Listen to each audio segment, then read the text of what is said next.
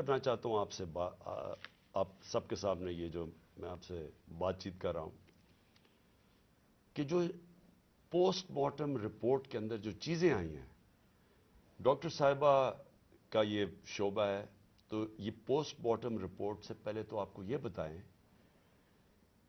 کہ ایک کارکن اسپیشل چائلڈ جو کہ میرے خیال میں اس نے زندگی میں کسی کو نقصان نہیں پہنچایا، اس کی ویڈیوز چل رہی ہیں سوشل میڈیا کے اوپر، اس سے جو کیا گیا، پہلے میں یہ چاہتا ہوں کہ ڈاکٹر صاحبہ آپ کو پوسٹ مارٹم رپورٹ سے بتائیں کہ اسے ہوا کیا؟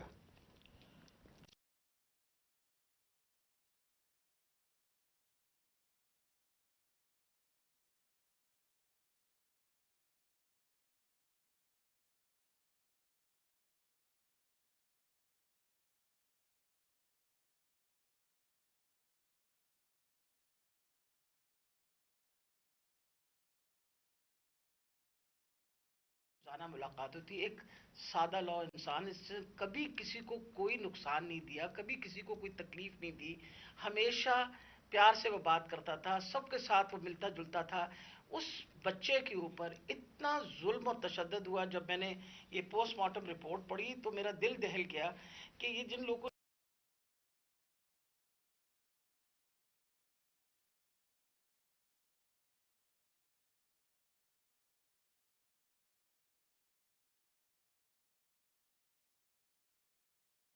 یعنی ایک انسان کو 26 انجریز، 26 تشدد کے نشانات تھے اس کے جسم کے اوپر۔ سب سے اہم جو تھا وہ تھا کہ اس کے سر کے اوپر باقاعدہ کسی بلنٹ انسٹرومنٹ یعنی کسی ڈنڈے سے اس کو زور سے اس کے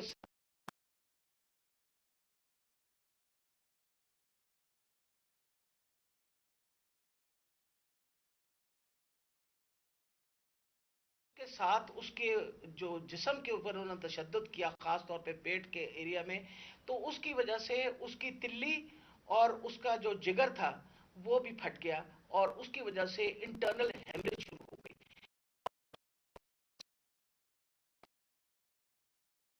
تشدد کر کے ٹیسٹیکولر ڈیمیج کیا۔ مطلب اس سے زیادہ تم کسی انسان پہ کیا تشدد کر سکتے ہیں؟ میں تو یہ دیکھ کے رپورٹ میں آپ کو بتا نہیں سکتی کہ یہ ہم جیسے ڈاکٹر جو ہر وقت ان چیزوں سے، ہمارا بھی دل دہل گیا کہ یہ ایک انسان کے اوپر، اور وہ بھی ایک ایسا سادہ لو انسان، اس کے اوپر اتنا زیادہ تشدد کیا۔ مین کاز جو اس کی ڈیتھ کی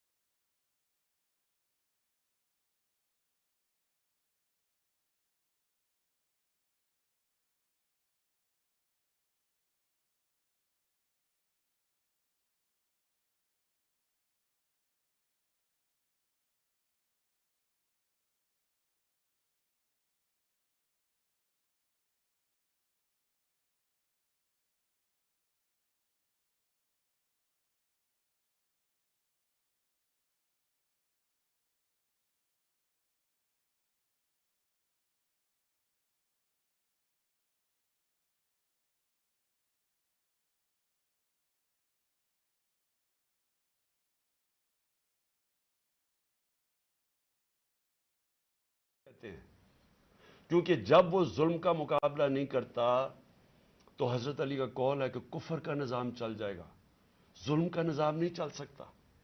یہ ہمارے نظام کے اوپر یہ جو ڈاکٹر صاحبہ نے ابھی پڑھ کے سنایا ہے، میں آپ کو یہ یقین دلاتا ہوں کہ یہ سب آپ سمجھ لیں، اگر ایک قوم اس کے اوپر اپنی آواز بلند نہیں کرے گی، اور جو کمزور ترین جہاد ہے کہ زبان سے اس کے خلاف نہیں بولے گی، تو یہ قوم کو جینے کا حق نہیں دیتا اللہ۔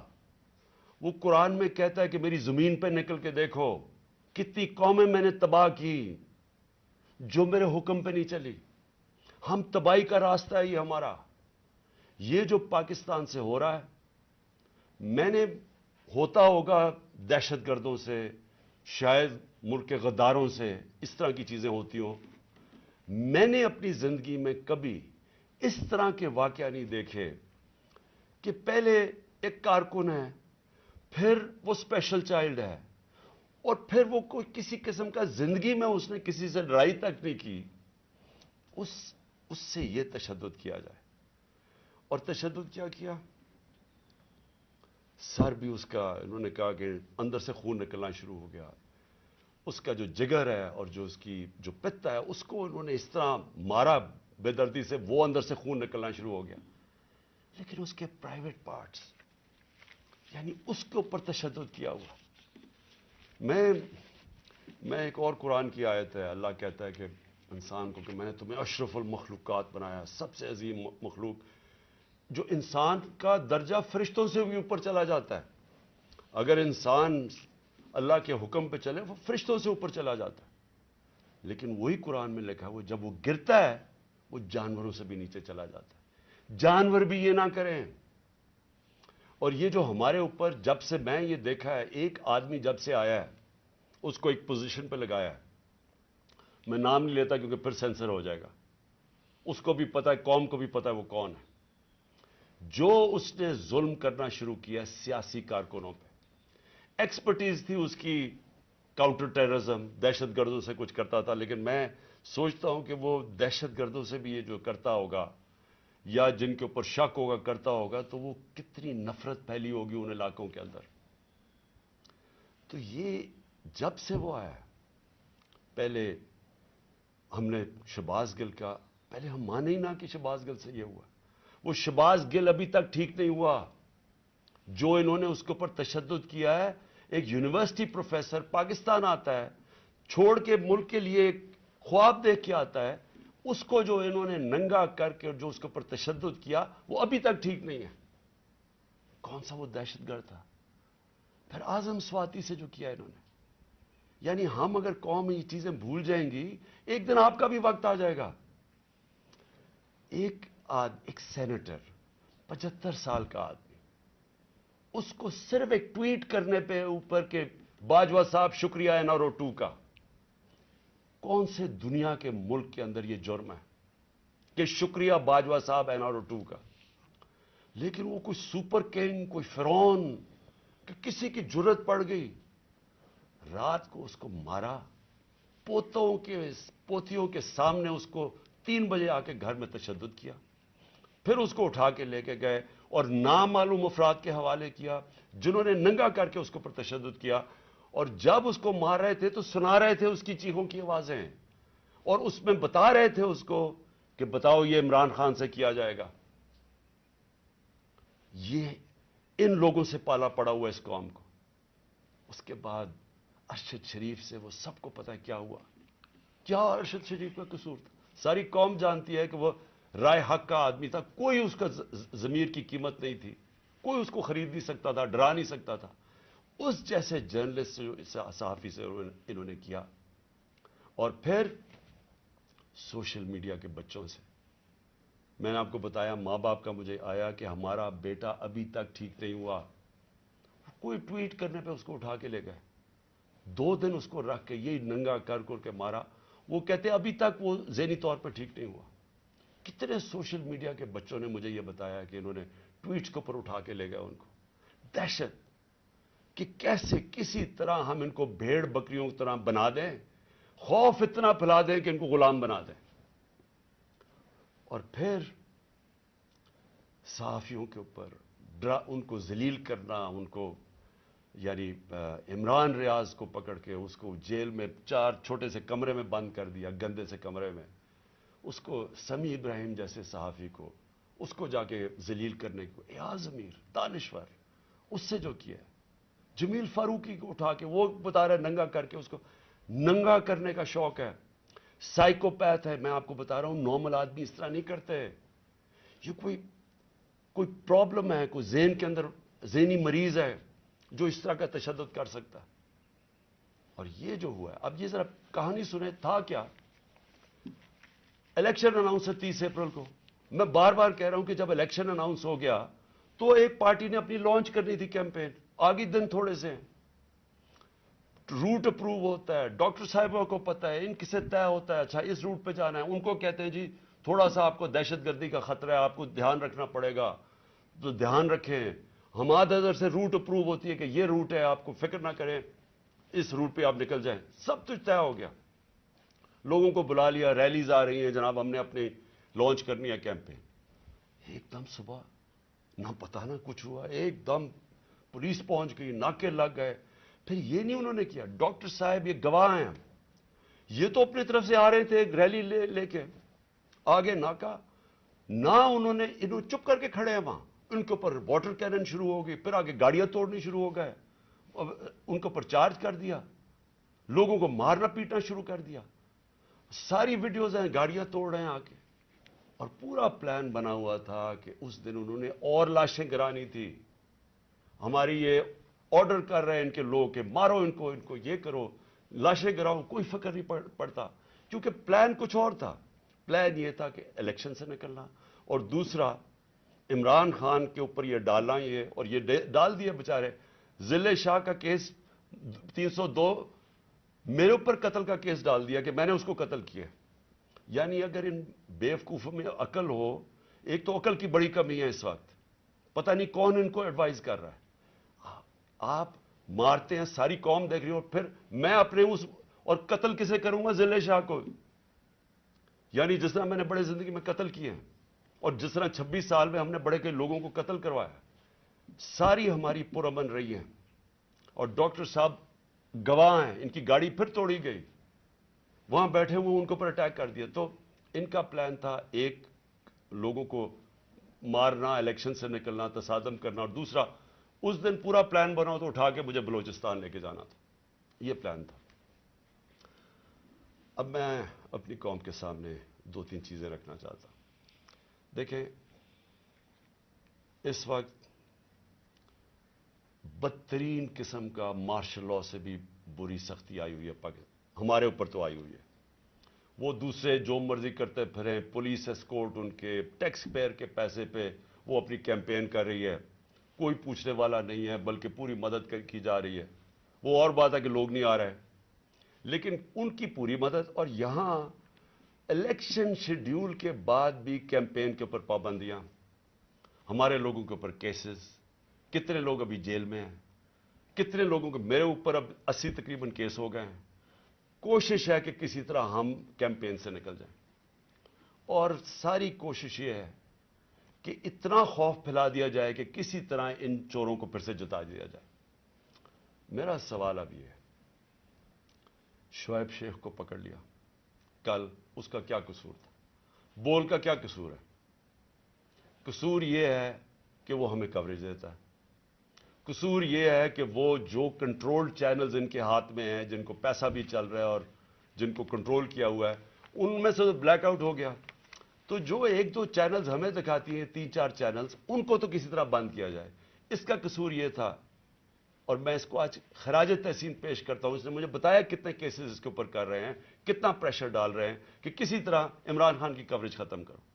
اور اس کو کل پکڑ کے جیل میں ڈال دیا. ARY کو کل بند کر دیا. بند کس چیز کے اوپر کرا, ابھی تک یہ بھی نہیں ہمیں پتا بند کس پہ کیا ہے. بس عمران خان کی کوریج نہیں دے رہی. پیمرا کا کل ان کو عدالت نے کہا کہ پیمرا کو کہ میرے اوپر سے بین اٹھاؤ. کل ٹیلی فون کر کے لائیو تقریر انہوں نے کرنے نہیں دی. اور یہ الیکشن کا چند مہینے, ہفتے رہ گئے ہیں. الیکشن کے مہینے میں ان کو ٹیلی فون کر کے میری تقریر نہیں کرنے دی. اب یہ کون اتنا طاقتور ہے کہ ہائی کورٹ کے فیصلے کے باوجود وہ حکم کرتا ہے کہ جناب عمران خان کو نہیں دکھانا, اور وہ نہیں دکھاتے؟ کون اتنا طاقتور؟ پھر ایک اور ڈرامہ ہو رہا ہے. ضلع شاہ کے باپ کو پہنچ گئے ہیں سارے, یہ پولیس پہنچ گئی اس کے گھر, پتہ نہیں اسے کیا ہو رہا ہے. زور یہ لگایا جا رہا ہے کہ کسی طرح کیس پیچھے ہٹے. جب سب کو ضلع شاہ کے والد نے بتایا کہ کل کیا ہوا ہے, آئی وٹنسز ہیں, انہوں نے دیکھا اس کو اس پولیس وین کے اندر, जो प्रेजेंट वैन थी वो देखा सबने, उन आई विटनेसेस की स्टेटमेंट है कि हुआ क्या, गवाह बैठे हैं। उसके बावजूद कोशिश की जा रही है कि जी एक्सीडेंट हो गया या कोई और वजह बता दे उसके मरने की। ऊपर से 302 का मतलब कि मेरे ऊपर डाल दिया केस। ये कौन कर रहा है? ये कवर अप कौन कर रहा है? किसके पास इतनी ताकत है कि ये कवर अप करने की कोशिश कर रहा है? हम जब पुलिस वालों से अंदर से पैगाम आ रहे, जी हाँ हमने नहीं किया, ये कोई नामालूम अफराद ले गए थे। कवर अप मेरा किसने किया? अरशद शरीफ का कवर अप कौन कर रहा है? मेरी जेआईटी को सैबोटाज कौन कर रहा है? कौन इतना ताकतवर है कि पुलिस को हुक्म देता है कि आपने गवाही नहीं देनी मेरी जेआईटी में, और फिर जेआईटी का रिकॉर्ड सारा गायब, और फिर जेआईटी को एक केयरटेकर गवर्नमेंट खत्म करवा देती है, और फिर अरशद शरीफ का कवर अप कौन कर रहा है? कौन उसकी जेआईटी आगे नहीं बढ़ने दिया जा रहा? और यही लोग अब इसका कवर अप करेंगे, क्योंकि इसमें से चीजें और निकलनी है। पुलिस ने कहना हमने नहीं किया, हमने इसको पूरी तरह केस लड़ेंगे।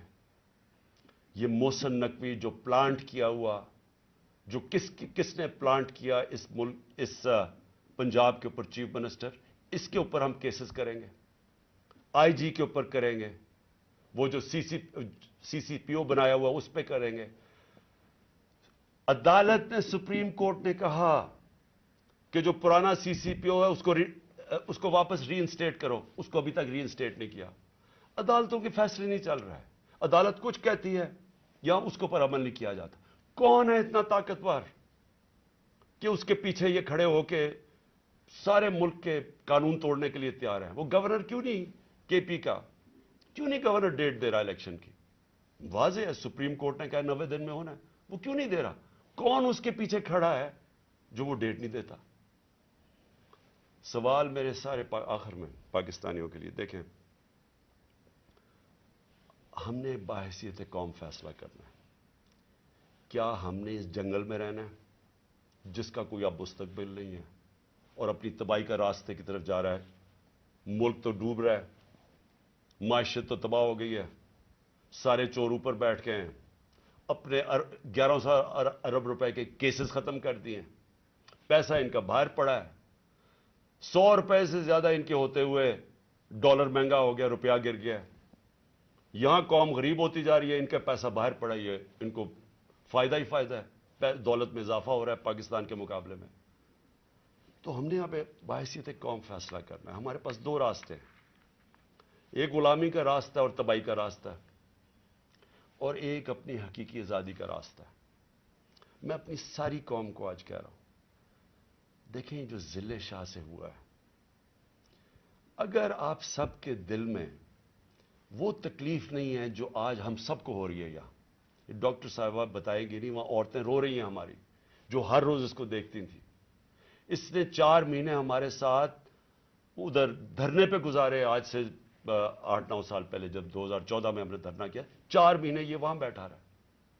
ये वो ऐसा इंसान था, इसे सब प्यार करते थे, और इसकी आप वीडियोस देख लें कि आपको पता चलेगा कि कैसा एक भला मानस इंसान, एक जिसको कोई दुनिया की कोई चीज ही नहीं थी, एक इश्क में काम करने वाला आदमी, अगर उससे ये कर सकते हैं, उसको तशद्दुद करके मार सकते हैं, और ये कौम चुप करके तमाशा देख सकती है। मैं फिर से आपको कहता हूं, हमारा कोई फ्यूचर नहीं है। मैंने बर्तानिया के अंदर अपना टाइम गुजारा, क्रिकेट खेलता था 15-20 साल। उधर इस तरह की चीज हो, सारी कौम सड़कों पे होती है, कोई जिंदा कौम है, वो कौम अमर मारूफ पे चलती है। उसको जहाद का मतलब पता है कि जहाद होता है जुल्म का और नाइंसाफी के सामने कौम खड़ी हो, वो जिंदा कौम में होती है। मैं सारी आपकी अपनी कौम को कहता हूं, ये जो लोग, हमारी बदकिस्मती है कि ये जो जरदारी और नवाज शरीफ और शहबाज शरीफ, जो 30 साल से जुर्म पेशा लोग इस मुल्क को लूट रहे हैं और हर किस्म का जुर्म करते हैं, ये बैठे हैं, और जो 2-3 नामालूम अफराद जो इसको जकड़ के बैठे हुए, जिनका मैं नाम नहीं लेता क्योंकि फिर कट जाएगा, इन्होंने ये मुल्क को उधर लेके जा रहे हैं।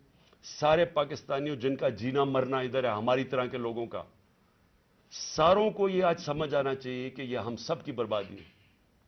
इनको कोई फर्क नहीं पड़ेगा, क्योंकि जिन्होंने के पैसे बाहर पड़े हैं, जिनके डॉलर्स बाहर पड़े हुए हैं, उनको कोई फर्क नहीं पड़ेगा जिस तरफ ये कौम जा रही है। इसलिए सारी कौम का मेरा आखिर में पैगाम है कि ये वक्त है हम सब खड़े हो इसके खिलाफ। मैं जो इन्होंने किया परसों, यानी जो जुल्म की इंतहा की, सारी कौम के ऊपर है। ये हमारा जुर्म क्या था? आप अगर कोई जुर्म भी ना करें, आइन और कानून के बीच में चलें, और फिर आपके ऊपर डंडे बरसाएं, लोगों को मारें, गाड़ियां तोड़ें और कत्ल कर दें एक वो इंसान, यानी जिसको शायद इतना तकलीफ ना होती औरों की जितनी इसकी ज़िले शाह की तकलीफ है। मैं सारी कौम को आज कहता हूं कि आप सब तैयारी करें। हमने इस हकीकी आज़ादी की जहाद में हमें सबको तैयार होना चाहिए कि हमारी जान भी चली जाए, लेकिन हमने अब पीछे नहीं हटना। पाकिस्तान जिंदाबाद।